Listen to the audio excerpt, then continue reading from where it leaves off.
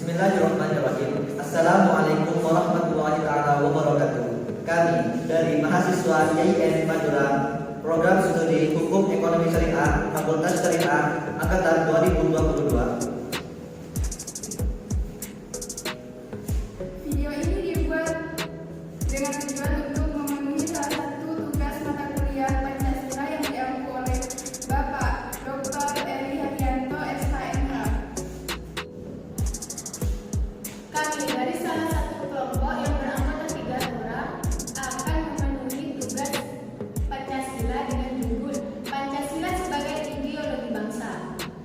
Sebelum kami masuk ke pembahasan yang lebih lanjut, kami untuk memperkenalkan diri saya Destina dan Destina NIM 22382042. Saya Diskon Ustaz Umara dengan NIM 2238204111. Dan saya Dewi Adriana Masih dengan NIM 2238204203. Baiklah, kami akan mempresentasikan materi dengan judul Pancasila sebagai ideologi bangsa.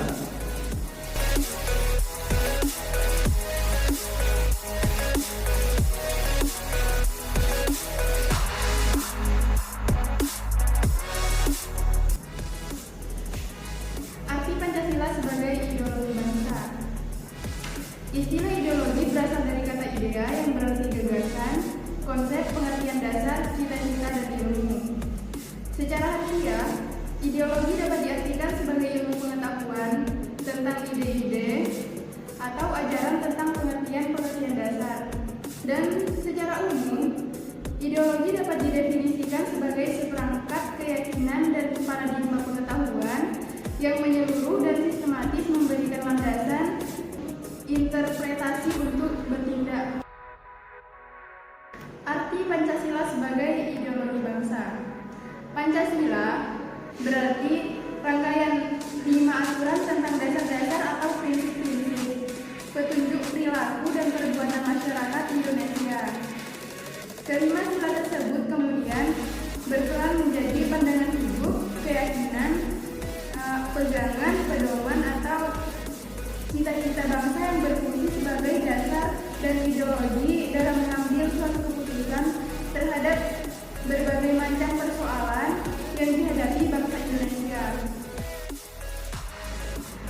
Ideologi sebagaimana yang disampaikan Profesor Padmo Wahyono SH berperan memberikan stabilitas, arah dalam hidup berkelompok dan sekaligus memberikan dinamika gerak menuju yang dicita-citakan. Peran Pancasila yang paling sangat menonjol sejak Indonesia merdeka adalah dalam mempersatukan rakyat Indonesia menjadi bangsa yang memiliki kepribadian dan percaya pada diri sendiri. Perjalanan Pancasila sebagai ideologi bangsa dari masa ke masa. Pada tanggal 1 Juni 1945, secara eksplisit, Insinyur Soekarno mengemukakan gagasannya mengenai dasar negara Indonesia dalam pidatonya yang berjudul Lahirnya Pancasila. Menurut Dr. Andes Muhammad Hatta, pidato tersebut bersifat kompromis dan dapat meneduhkan pertentangan tajam antara pendapat yang mempertahankan negara Islam dan mereka yang menghendaki dasar negara sekuler.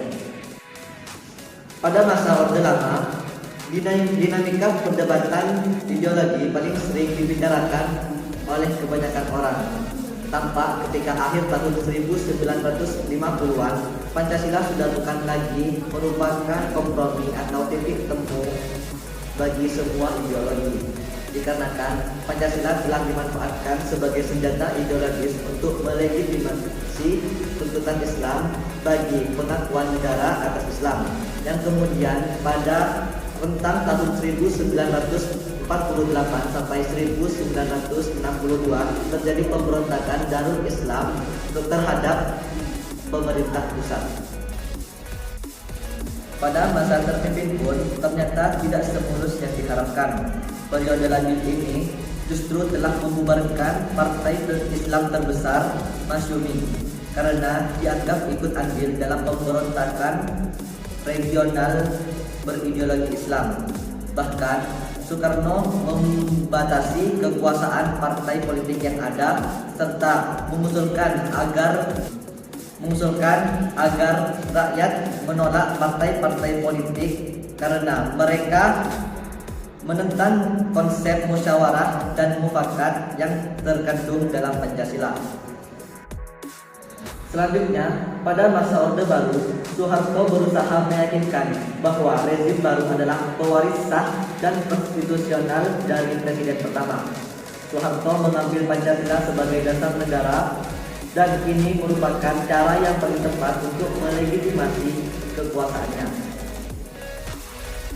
Pada masa reformasi, setelah rezim Soeharto runtuh, seolah menandai adanya zaman baru bagi perkembangan perpolitikan nasional sebagai antitesis dari Orde Baru yang dianggap menindas dengan konfirmitas ideologinya. Pada era ini timbul keinginan untuk membentuk masyarakat sipil yang demokratis dan berkeadilan sosial tanpa kooptasi penuh dari negara. Lepas kendalinya, masyarakat seolah menjadi fenomena awal dari tragedi besar dan konflik berkepanjangan. Nilai-nilai yang terkandung dalam Pancasila sebagai ideologi bangsa. Nilai-nilai Pancasila yang terkandung di dalamnya merupakan nilai-nilai ketuhanan, kemanusiaan, persatuan, kerakyatan, dan keadilan. Merupakan nilai dasar bagi kehidupan kewarganegaraan, kebangsaan, dan kemasyarakatan.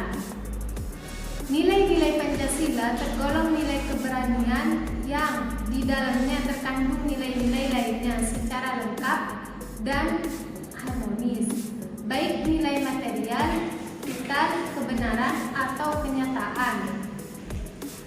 Estis merupakan religius. Nilai-nilai Pancasila bersifat objektif, artinya hakikat nilai-nilai Pancasila universal atau berlaku dimanapun sehingga dapat diterapkan di negara lain.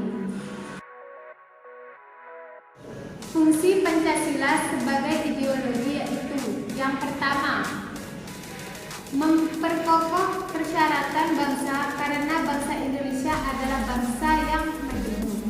Yang kedua, mengarahkan bangsa Indonesia menuju tujuannya dan menggerakkan serta membimbing bangsa Indonesia dalam melakukan pembangunan.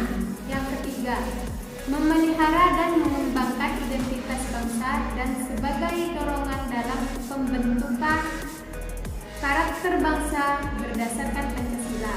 Yang keempat, menjadi standar nilai dalam melakukan kritik mengenai keadaan bangsa dan negara. Dari penjelasan di atas, dapat kami simpulkan bahwa Pancasila sebagai ideologi bangsa dan negara Indonesia itu sangat penting, karena ideologi merupakan alat yang paling ampuh untuk menciptakan negara Indonesia yang kokoh, bermartabat, dan berbudaya tinggi. Tanpa ideologi, bangsa akan rapuh dan hilang jati dirinya.